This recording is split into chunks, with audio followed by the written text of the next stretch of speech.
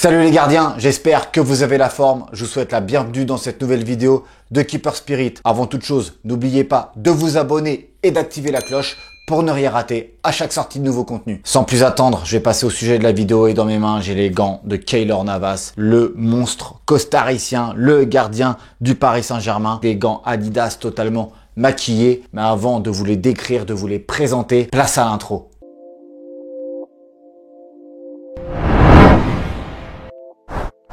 Pour recontextualiser un peu tout ça, Keylor Navas, quand il est arrivé au Paris Saint-Germain, il était déjà sponsorisé par la marque Adidas depuis un bon moment. Adidas l'a enrôlé lors de sa deuxième année au Real Madrid. Alors avant ça, il était chez Sales. Le deal avec Adidas s'est fait et il faut savoir que pour un gardien de but, quand on a un sponsor, il y a un contrat qui va avec. Et ce contrat dure généralement pour une durée de temps qui peut aller d'une saison à plusieurs. Mais on a pu voir qu'au cours du mois de décembre, il ne portait plus les gants Adidas habituels, il portait un gant Adidas totalement masqué. Et c'est ce gant-là que je vais vous présenter. Pourquoi il est masqué? Alors il faut savoir que chez les joueurs de football professionnels, lorsqu'ils arrivent au terme d'un contrat, ils ont tendance à masquer les chaussures et pour les gardiens de but aussi, à masquer les gants. C'est ce que Keylor Navas a fait. Il ne voulait plus représenter la marque Adidas étant donné que contractuellement, tout était terminé entre eux, donc il ne voulait plus faire de publicité, mais bien sûr, il voulait encore profiter des dernières dotations matérielles qu'il avait. On peut constater déjà que c'est un gant Predator. Il a très peu de modifications avec le Predator hybride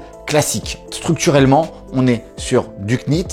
Vous pouvez le voir en gros plan. Il y a toujours le Demon Skid. Mais le knit a été totalement repeint au marqueur pour masquer le gant. Donc ça a été fait grossièrement. Vous pouvez le voir en gros plan. Et surtout, les inserts en silicone qui représentent les trois bandes, le logo de la marque Adidas, ont été retirés. Concernant la coupe, c'est la coupe classique hybride de chez Adidas. Elle ne diffère pas avec celle du commerce. Je vous mets un gant du commerce à côté pour que vous puissiez comparer. Le latex, par contre, lui est un latex URG 1.0. C'est le top gamme de chez Adidas, mais c'est aussi le plus fragile. Là où certains pros aiment bien jouer avec des paumes totalement neuves, lui a préféré, je pense, un gant un peu fait. C'est un latex URG 1.0 qui est efficace dans toutes conditions de jeu et surtout dans les conditions humides. Avec les pelouses arrosées en Ligue 1 et en Ligue des Champions, vaut mieux avoir un latex qui offre des conditions de grippe vraiment optimales quand c'est mouillé.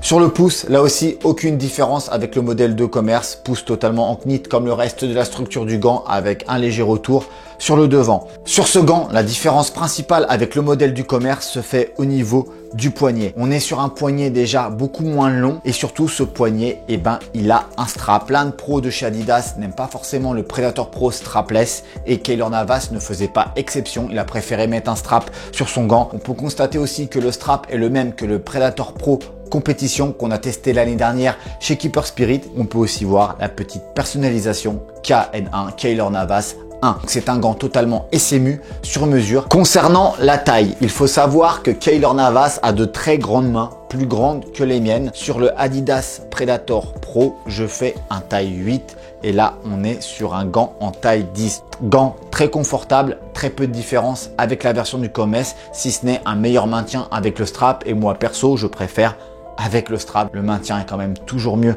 avec un bandeau élastique. Navas a porté ses gants maquillés pendant un bon bout de temps. Alors pendant cette période, peut-être qu'il était en renégociation avec Adidas ou alors qu'il recherchait un nouveau sponsor. C'est la deuxième solution qui a été optée. Il est retourné chez Sales, donc il a arrêté de les porter. Il est passé sur un gant en coupe Total Contact chez Sales, un gant avec une coupe assez similaire au Predator Pro. Cette paire de Adidas Predator Pro SMU maquillée est sûrement la pièce la plus importante de toute ma collection de par son caractère unique, car porté par un des meilleurs gardiens au monde actuellement et aussi le fait qu'ils aient été totalement maquillés, ça leur confère un cachet incroyable et j'espère que ça vous a fait plaisir de voir des gants portés par une icône pareille telle que Keylor Navas.